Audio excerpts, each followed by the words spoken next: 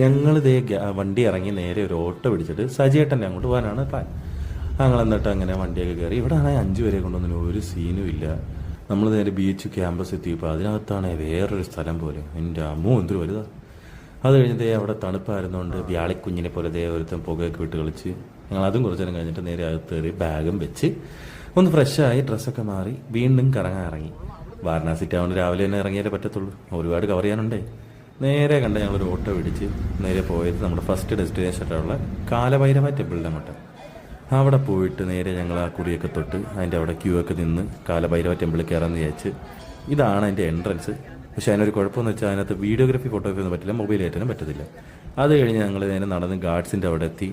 ആ ഒരു വെളുപ്പാങ്കാലത്ത് തന്നെ അതിലെ കൂടെ ഓരം പിടിച്ചിങ്ങനെ നടന്നു പോയപ്പോഴാണ് ഈ ഒരു കാഴ്ച കാണുന്നത്.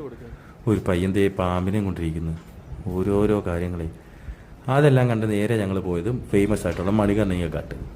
അവിടെ ചെന്നപ്പോഴോ രാവൊന്നുമില്ല പകലൊന്നുമില്ല. എൻ്റെ അമ്മോ എന്തോരം ചെതകൾ അവിടെ ഇരിഞ്ഞുകൊണ്ടിരിക്കുന്നത്. ഇവിടെ രാവിലത്തെ വൈബ് കണ്ടതിന് ശേഷം ഞങ്ങൾ ഉറപ്പിച്ച് എന്തായാലും രാത്രി ഒന്ന് വന്ന് നോക്കണമെന്ന്.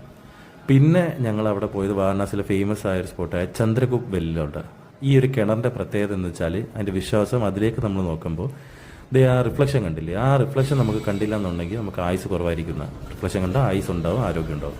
പിന്നെ ഇതാണ് കണ്ടത് ഞങ്ങൾ, രുദ്രാക്ഷം, ഫ്രഷ് രുദ്രാക്ഷം.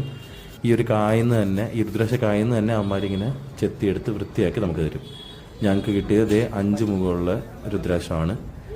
അതൊക്കെ വാങ്ങി ഞങ്ങൾ നേരെ വീണ്ടും സജിയേട്ടൻ്റെ അവിടെ പോയി റൂം എടുത്തിട്ട് അവിടെ ബാഗ് വെക്കാനായിട്ട്. അങ്ങനെ ബാഗ് എടുക്കാൻ സജിയേട്ടൻ അവിടെ എത്തിയപ്പോഴത്തേക്ക് ഞങ്ങൾ പാനിപൂരി കണ്ടപ്പോൾ എന്നാൽ പിന്നെ അതൊന്ന് ട്രൈ ചെയ്യണമല്ലോ എന്ന് വെച്ചാൽ അതും എടുത്ത്. എന്തായാലും റൂമിലോട്ടല്ലേ പോകുന്നത്, അപ്പോൾ പിന്നെ എന്തായാലും റിസ്ക് എടുത്ത് അങ്ങ് കഴിച്ചു നോക്കാമെന്ന് വിചാരിച്ചു. പക്ഷെ കുറ്റം പറയാൻ പറ്റില്ല, അടിപൊളി ടേസ്റ്റായിരുന്നു. നോർത്തിൽ വന്നിട്ട് നോർത്തിലെ ഫുഡ് തന്നെ ട്രൈ ചെയ്യണം. അത് കഴിഞ്ഞ് റൂമിലൊക്കെ വന്ന് സെറ്റിലായിട്ട് ഞങ്ങൾ കുറച്ച് നേരം അന്നത്തെ ദിവസത്തെ കാര്യമൊക്കെ പറഞ്ഞ് ജങ്കയൊക്കെ കളിച്ചിരുന്ന് ഇങ്ങനെ മൊത്തം രാത്രി ഇരുന്ന് പിന്നെ പോയി കിടന്ന് ഉറങ്ങി.